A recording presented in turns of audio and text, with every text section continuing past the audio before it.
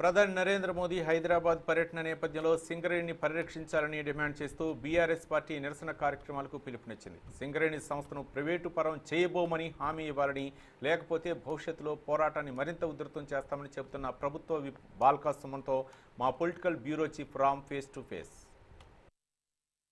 వస్తున్న సందర్భంగా సింగరేణి కాలనీస్ని రక్షించుకోవాలని కోరుతూ సింగరేణిని ప్రైవేటీకరణ చేయొద్దని కోరుతూ బీఆర్ఎస్ పార్టీ ఇప్పటికే నిరసన ధర్నాలకు పిలిపించింది. అసలు నిరసన ధర్నాలకు పిలిపించిన ఉద్దేశం ఏంటి, ప్రధానికి ఏ విధమైన హెచ్చరిక చేస్తారో మనతో మాట్లాడడానికి పార్టీ ఎమ్మెల్యే బాల్కా సుమన్ మనతో ఉన్నారు. సుమన్ గారు చెప్పండి, ఏంటి రేపు ప్రొటెస్ట్ యొక్క ఉద్దేశం ఏంటి? అంటే ఇందాక నేను ప్రెస్ కాన్ఫరెన్స్లో మాట్లాడినట్టుగా మా ముఖ్యమంత్రి గారు ప్రధానమంత్రికి లేఖ రాసిన, మా సింగరేణి సీఎండీ కేంద్ర బొగ్గు గనుల శాఖ కార్యదర్శికి లేఖలు రాసిన, 10 సార్లు పోయి కలిసి వచ్చినా కూడా సింగరేణి ప్రాంతంలోని బొగ్గు గనుల్ని సింగరేణి సంస్థకి ఇవ్వకుండా వేలానికి పెట్టినారు. గతంలో గుజరాత్ మినరల్ డెవలప్మెంట్ కార్పొరేషన్ వాళ్ళు లిగ్నైట్ గనుల్ని వేలానికి పెట్టకండి, ఇవ్వండి అని లేఖ రాస్తే వాళ్ళకి ఇచ్చిర్రు.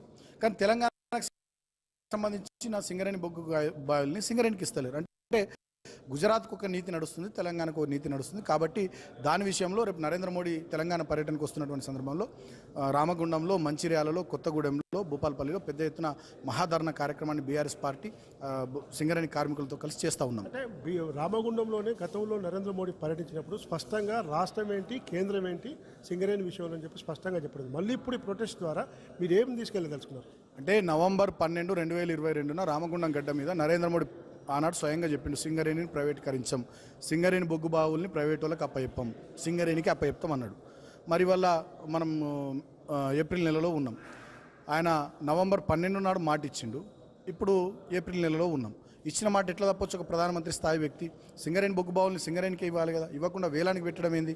అంటే లాభాల్లో ఉన్న సింగరేణి సంస్థను, ఆ గనుల్ని సింగరేణి సంస్థకు కేటాయించకుండా ప్రైవేట్ వాళ్ళకి అప్పచెప్పి సంస్థను నష్టాల్లోకి తీసుకుని తర్వాత అదానికి అమ్మాలే, అదానికి దీన్ని అప్పచెప్పాలనే కుట్ర. వైజాగ్ ఉక్కు కర్మాగారాన్ని ఎట్లయితే అక్కడి ఇనుప ఖనిజపు గనుల్ని వైజాగ్ ఉక్కు కర్మాగారానికి కేటాయించకుండా దాన్ని నిర్వీర్యం చేసి వాళ్ళ అమ్మకానికి ఎట్లయితే పెట్టిరో, సేమ్ లాభాల్లో ఉన్న సింగరేణి సంస్థను కూడా నిర్వీర్యం చేసి అదానికి అప్పచెప్పాలనే కుట్ర.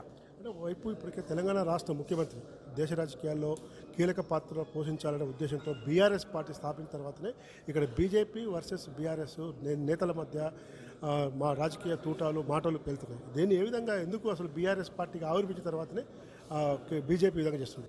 ఈడీ అధికారులు కావాల్సిన సమాచారం ఇచ్చారు. తాజాగా కేటీఆర్ కూడా ఖచ్చితంగా ఈడీ విచారిస్తుందని చెప్పి బండి సంజయ్ చెప్పాడు. దీన్ని ఏ విధంగా చూడాలి? అంటే బండి సంజయ్ ఏమన్నా ఆఫీసరా? బండి సంజయ్ ఎట్లా చెప్తాడండి? అంటే దీన్ని బట్టి మనకు అర్థమవుతుంది, కాన్స్పిరసీ ఉంది. కావాలని చెప్పి కేంద్ర ప్రభుత్వంలో ఉన్నటువంటి పెద్దలు కేసీఆర్ గారిని ఎదుర్కొనే దమ్ము లేక, బీఆర్ఎస్ పార్టీని తట్టుకునే శక్తి లేక మా మీద అక్రమ కేసులు పెట్టాలని చెప్పి మమ్మల్ని ప్రజల్లో మేము పని చేసుకోకుండా ముందుకు పోకుండా అడ్డుకట్ట వేయాలనేటువంటి కుట్ర నడుస్తూ ఉంది.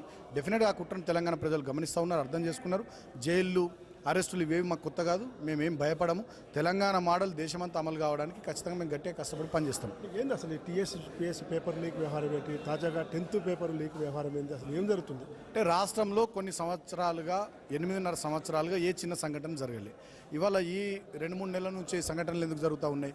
కావాలని చెప్పి భారతీయ జనతా పార్టీకి రాష్ట్రంలో గ్రౌండ్ దొరకలేదు కాబట్టి ఏదో రకంగా చేసి బీఆర్ఎస్ ప్రభుత్వాన్ని బదనాం చేయాలనేటువంటి కుట్రతోని పబ్లిక్ సర్వీస్ కమిషన్ పేపర్లు లీక్ చేసింది వాళ్ళే, 10th క్లాస్ ఎగ్జామ్ పేపర్లు లీక్ చేసింది వాళ్ళు. ఎందుకంటే ఇక్కడ ప్రశాంత్ అనేటటువంటి వ్యక్తి వాళ్ళ ఫుల్ టైమర్, ప్రకాష్ రెడ్డి అనే బీజేపీ నాయకుడు ఒప్పుకున్నాడు 10th పేపర్ లీకేజ్ ఇష్యూలో.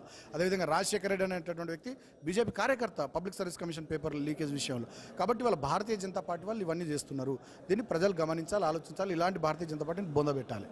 సో మొత్తం మీద ఖచ్చితంగా ఈరోజు బీజేపీ చేస్తున్న కుట్రల్ని బీఆర్ఎస్ పార్టీ ఎదుర్కొంటుంది. దేశవ్యాప్తంగా ముఖ్యమంత్రి కేసీఆర్ పర్యటన చేస్తున్న నేపథ్యంలోనే ఎదుర్కోలేక ఇలాంటి చర్యలకు పాల్పడుతుందని చెప్పి సుమన్ హెచ్చరిస్తున్నారు. జకీర్తో రాములు, 6 టీవీ న్యూస్, హైదరాబాద్.